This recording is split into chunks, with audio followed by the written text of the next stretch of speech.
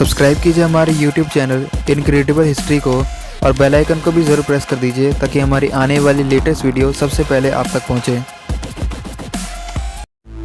युग शब्द का अर्थ होता है एक निर्धारित संख्या के वर्षों की काल अवधि।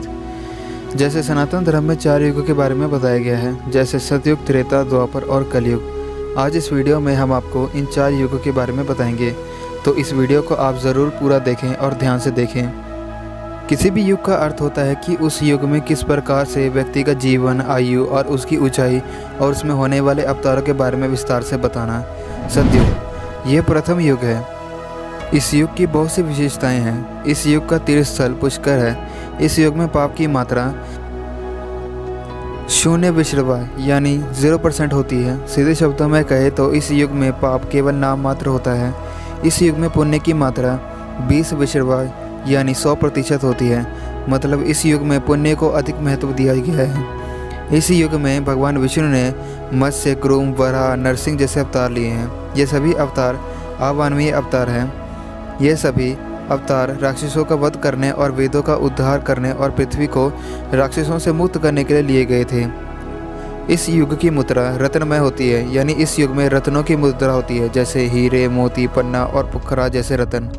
इस युग के बर्तन स्वर्ण धातु के बने होते हैं। माना जाता है कि इस युग में मनुष्यों की आयु 1 लाख वर्ष हुआ करती थी और उनकी ऊंचाई 32 से 40 फीट तक हुआ करती थी।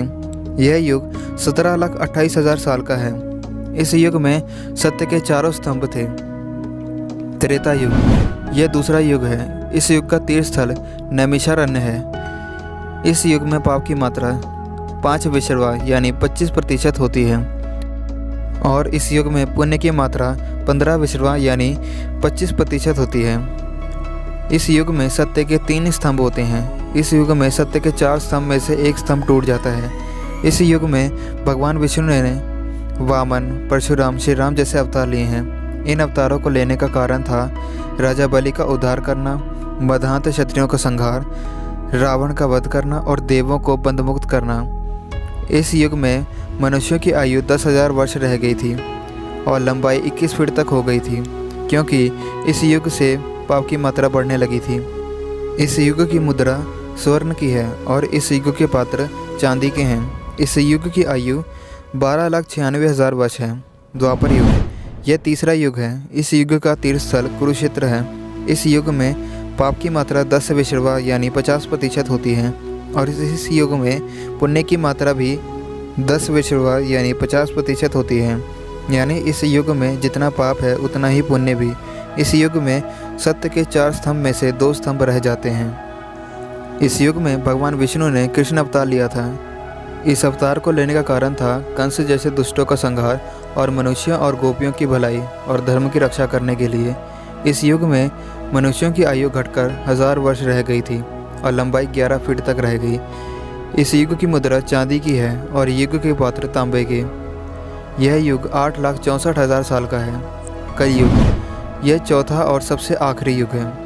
अभी जो युग चल रहा है यह कलयुग है। इस युग का तीर्थस्थल गंगा है।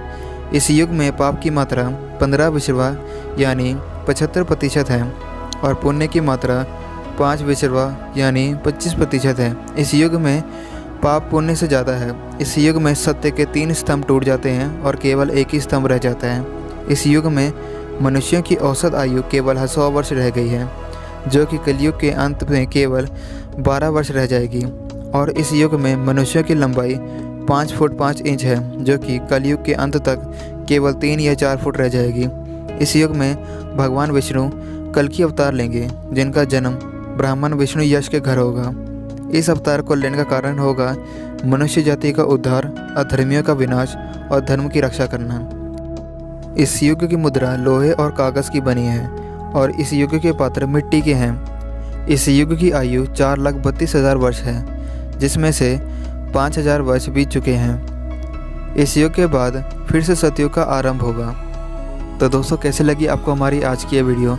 कमेंट सेक्शन में ज़रूर प्लीज़ इस बारे में बताइए और वीडियो को लाइक कर दीजिए और शेयर भी कर दीजिए। Thanks for watching my video.